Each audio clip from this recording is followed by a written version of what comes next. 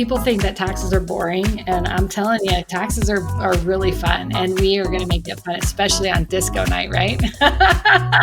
You should come in your bell bottoms just for the disco night. But obviously the education is amazing, and we're super excited about being there. And I've been looking forward to it for months and months, and now it's coming. Welcome back. Hey, I'm so excited to bring Kim on. She's going to be teaching also at the Tax and Legal 360 conference coming up in a week or so. Kim, would you please introduce yourself? Thank you, David. This is Kim Lochridge from Engineering Tax Services. I'm the Executive Vice President. I've been with the firm for about 17 years, and we are going to be teaching on cost segregation. We have a pretty big section based on the upcoming tax legislation for the bonus depreciation that everybody is so excited about coming back. So we'll talk about that as far as timelines and the nuances of the bonus depreciation. We're going to be talking about who would be a good candidate and kind of debunking the myths of cost segregation, because there are a lot of them out there. We're excited to be at the Tax and Legal 360. This is going to be quite the event with all of the fun disco parties and the VIP events. And so we encourage all of you to sign up and register to come and be a part of it with us. It's a big party. It's not like any tax conference you've ever been to before. I'm going to be talking a little bit about, mostly, like I said, kind of debunking the myths. There's just a lot out there on the internet that people are talking about cost seg from a standpoint that there's a lot of misnomers out there about cost segregation, about recapture, about who can utilize it, when the bonus depreciation comes into play, how you can make sure that you're qualifying for the deductions. And so it's been, one myth as an example is like, oh, I don't really want to do a cost seg unless my property's over a couple $1 million or something like that. And it just really isn't the case anymore. With bonus depreciation, it makes sense to do them on a small basis. And you can do a full-blown engineering study and still pays for itself and get really good results from that. So we're going to be discussing which properties, when it's a good time, when it's not a good time, right? So that's one of the things that Mark really wanted me to highlight is, when is a cost seg study a waste of money, right? And so we're going to be talking about all of those things and hopefully get everybody a little bit more engaged on cost segregation itself. I'm on the tax committee for the Real Estate Roundtable in Washington, D.C. We're very close to this new reconciliation budget that we've got coming down the pipe. Once that's completed, we expect to have the president's signature by July 4th. It is moving pretty quickly, but it's not to say that it's painless, because there's a lot of negotiating going on right now. So we're actively involved in that every day. I'm curious, with tax preparers, CPAs, how many people that you come across actually understand and recommend cost segregation to their clients? High, low, medium? Yeah, you know what? It's so low still. It really is. Like CPAs, and I think a lot of it is just that CPAs just don't have a good resource. They'll do cost segs if their clients bring them a cost seg, and they'll be like, and then the clients will come to us like, well, I've heard about cost seg. Would that be good? Yeah, you could do a cost seg. And then the next question is like, why didn't you tell me about this? I would say, statistically wise, we run somewhere between 400 and 600 studies a month across the country. Wow. And I think that I would have to say about 20% of the CPAs are actively promoting cost segregation. All the other ones they're just like waiting for the client to ask or something like that. And they're missing out on such a big opportunity to save their clients a lot of money and retain that client. Because I'm going to tell you something, from a standpoint of working with them, I will tell you, I probably have five to seven clients a week come to me and tell me, I don't really think my CPA knows about this stuff. So I want you to give me a recommendation for a new CPA. And there are a lot of CPAs that are just overloaded and busy, and they don't want those lower small clients or whatnot. But unfortunately, if you do want the clients, you're losing them for not engaging in some of these things. I'm good 5 to 7 clients a week are asking me for recommendations for a new CPA. So if you're all a CPA out there and you understand the cost seg rules and you understand when you can apply it, please get in touch with me. Let me know that you would love to be a resource for those clients, and don't be the one that your clients are leaving. Make sure that you're proactively talking about it, and we can talk about that in our meeting, in our course, and just, what are the things? Just let me give you the high level stuff that is going to be, here's a trigger that would be good for cost seg study, and it's probably not what you think. And so those are the things that we're going to be teaching in the class, and really clearing up some of those myths. Perfect. Yeah, that's incredible.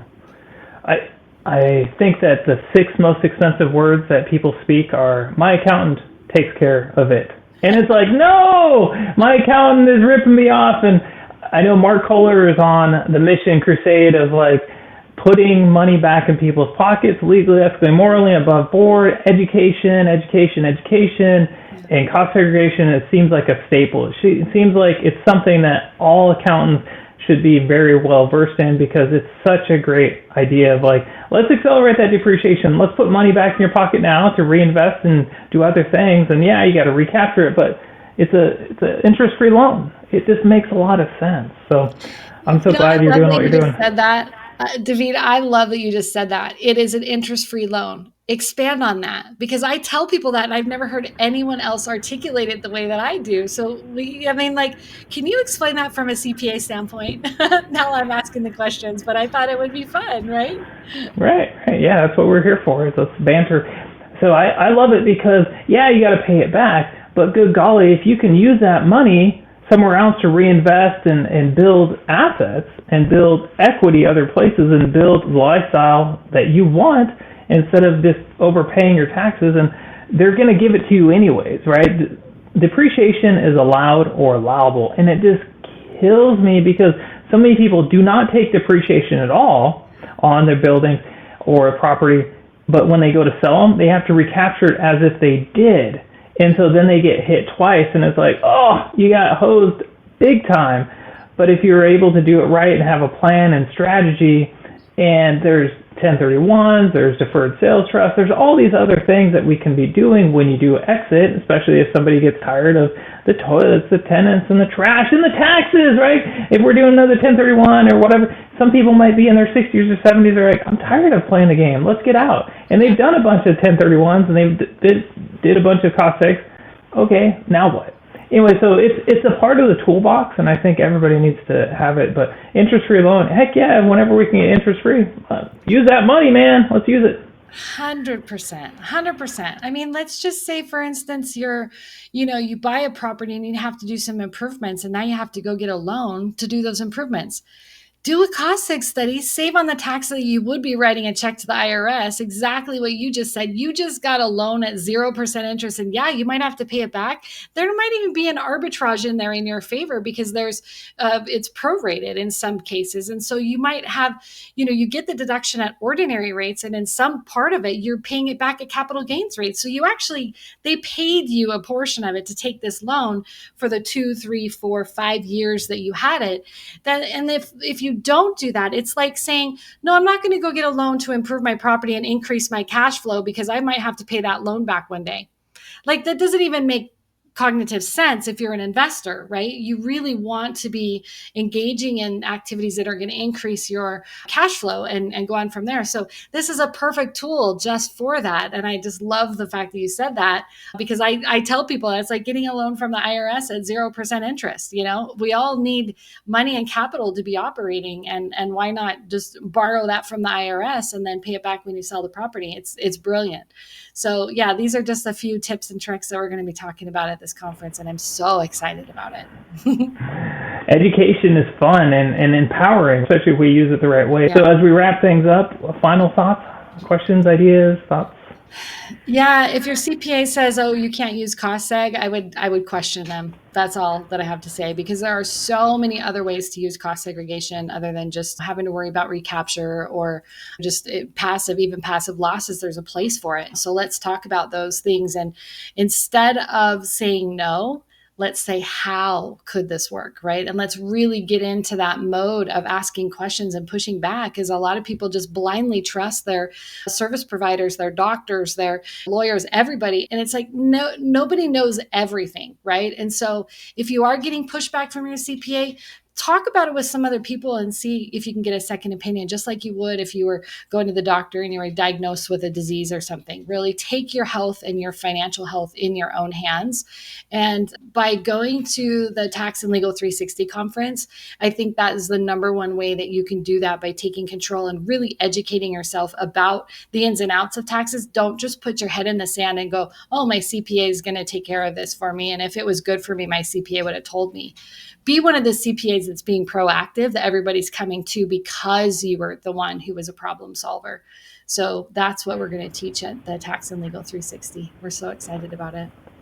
You know what? Another benefit of what Mark is doing and interrupting the industry is that there's a lot of seminars and workshops, stuff just for accountants and CPAs and attorneys, and then there's other ones just for the consumer. But Mark's bringing both the individual taxpayer and the accountants together, and commingling and having this conversation, and it's just, I learned so much from my clients. I was just brainstorming with a client before this call.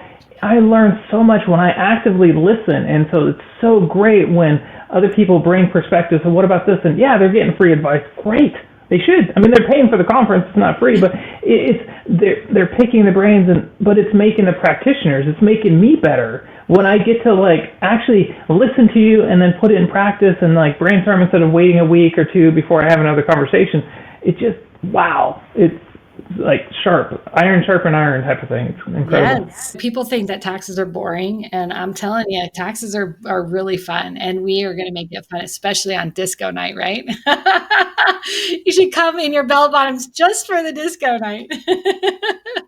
But obviously, the education is amazing, and we're super excited about being there. And I've been looking forward to it for months and months, and now it's coming. So I'm so glad you were doing this recording for us to be able to share it with other people.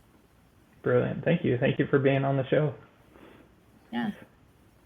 If you're interested in attending, please use the coupon code DavidTuck2025 for a 10% off in person or live. Look forward to seeing you there. Blessings.